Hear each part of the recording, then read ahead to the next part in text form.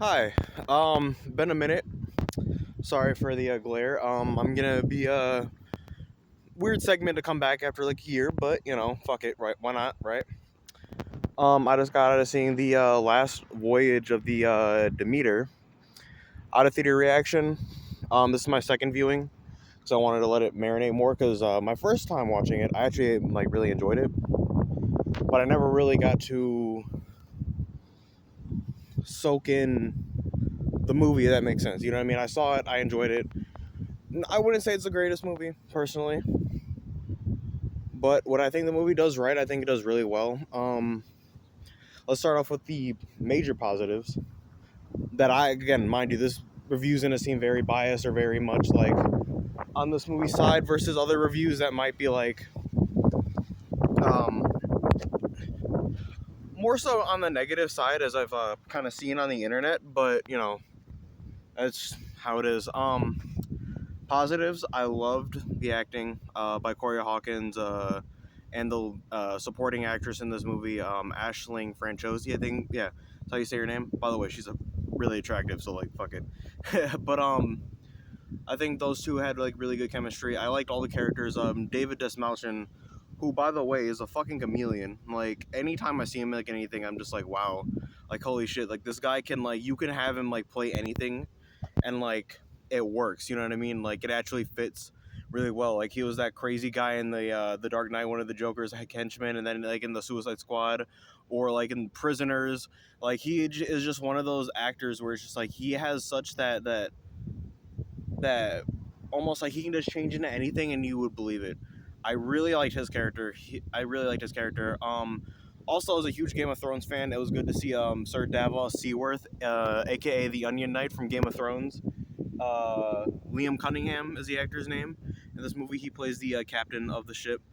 And honestly, I think the movie was really good. The movie's very dour and very like, ooh, like, you know what I mean? There are certain parts, like there is one scene I'm not gonna spoil with like a certain character that like really like hits hard.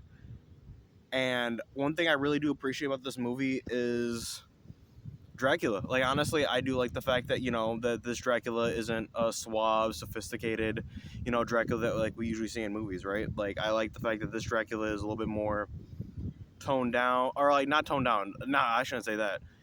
Monstrous, very like demon like, and I like that because if you don't know, this movie is based off of a chapter of Bram Stoker's Dracula. Basically, the movie's about how Dracula got from Romania to England. But I think this movie has a really interesting premise where it's like, how about instead of telling Bram Stoker's Dracula, we tell a portion of it and we focus on the crew as they're kind of slowly getting picked off by Dracula one by one. They make a slight twist, like, with, like, the crew, but, like, I'm not going to spoil anything, but, like, if you read Bram Stoker's Dracula, you know what's going to happen. Like, like, yeah, it's kind of it's a doomed ship. They do make a slight twist with it with Corey Hawkins' character, which I didn't mind. I might add some little spoilers. He does survive at the end of the movie, but like he does survive at the end of the movie, and they kind of tease up a sequel.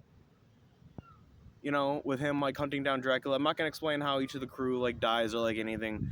I'm just gonna basically be like, yeah, I don't think the movie really needed that, considering that this is the base like off of a chapter of like Bram Stoker's Dracula. I don't think it really needed that ending, because my ideal ending was like, okay, he survives, but I would have kind of more or less like preferred it if they just kind of left it ambiguous, like, yeah, he survives, but like maybe he gets the other characters that we see like in you know uh Bram Stoker's Dracula, like Van Helsing, Quincy Morris, like people like that, like the people that we see in the full on story. But I didn't mind him surviving. I love Corey Hawkins, from he played Keith from The Walking Dead, Dr. Dre from Straight Outta Compton.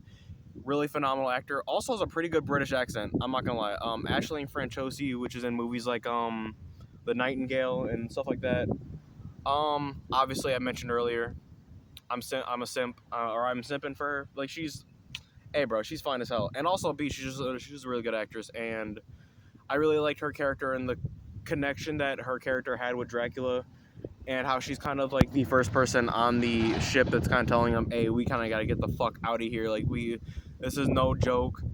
Um, enjoyable movie. Would I say it's the greatest movie? No. I do see a lot of reviews kind of bashing the movie for like its pacing.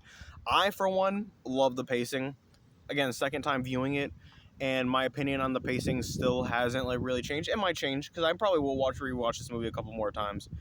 It's just a fan of vampire lore and stuff like that. So, but yeah, it's like the pacing really didn't bother me because like the perception is like Dracula's not in the movie a whole lot, and you're supposed to be seeing it from like the crew's perspective, the crew's mindset, kind of showing them like kind of slowly going crazy, because you have to understand like they don't know like what the fuck is like hunting them down. Then when they slowly pick up the pieces, and this, like I said, this movie's dour. Even when they quote unquote like triumph, they don't really triumph. Like yeah, sure, like there's survivors, but like at the end of the day, it's like they don't really win. Again, since this is based off a chapter of Bram Stoker's Dracula, like obviously we know yeah Dracula is gonna get his comeuppance, but we know like yeah he's not gonna like die in the Demeter. But I think what the movie does well, I think the movie does really well. The slow pacing, I like this pacing because they really, for me, kind of set more of the tone, seeing a lot of the characters' different perspectives on how everything is going down, and it was a really enjoyable movie. I honestly, when it comes out on digital, I'm most likely gonna buy it and rewatch it a couple more times. Definitely check it out. It has like a 75% Rotten Tomatoes, which yeah, I would give the movie that. I'm not gonna say this is the greatest movie of all time or like one of the best movies I've seen this year. Obviously, it's kind of hard with Oppenheimer and like stuff like that. But as a good like like kind of under the radar, I guess, like movie or summer movie, I think it was good. Do I think they released it at the wrong time? Yes. Not only did I think they released it at the wrong time, but like one of my biggest complaints about what the movie kind of I guess like did was like, or not even the movie, the studio more or less didn't market this movie. And obviously I had a feeling critics were not going to like this. It has a 40% Rotten Tomatoes, but also like the studio could have done more to pump it out. Again, I know the writers and actors strike is going on right now, but like that still doesn't obviously stop studios from marketing movies, because studios are still marketing their movies despite the fact the strike is going on, because they can. So it's like it's weird that like the studio didn't go out of their way to market this, considering that this movie's been in development hell for like 20 years or like a long time. It's gone through different casts, different directors, different writers, like different everything for the last like 20 years. So you'd imagine that they would like try to push something out. Again, movie isn't perfect. Movie's not, it's not the best, but it is like solid. Like if I had to give it a letter grade, I would give it like a C plus. C plus, like reaching like into a B minus, where it's like it's passable. I personally enjoyed it, but I can see why there would be a lot of people that wouldn't. That's just how um the cookie kind of crumbles for stuff like that. But highly good movie. And yeah, also B, this is I guess kind of like my semi-official kind of comeback after like not coming be on for like what, a year and a half, 2 years. Sorry about that. Obviously some life events happened. I graduated high school. I'm going to college. So it's one of those things where it's just like I'm kind of, you know, very much just like at ease, or just trying to. And I've been working also for the past like year, like as at an IRL job.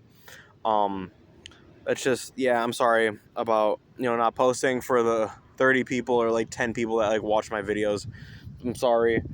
But I do like doing stuff like this, and I'm gonna try my best to come back to YouTube.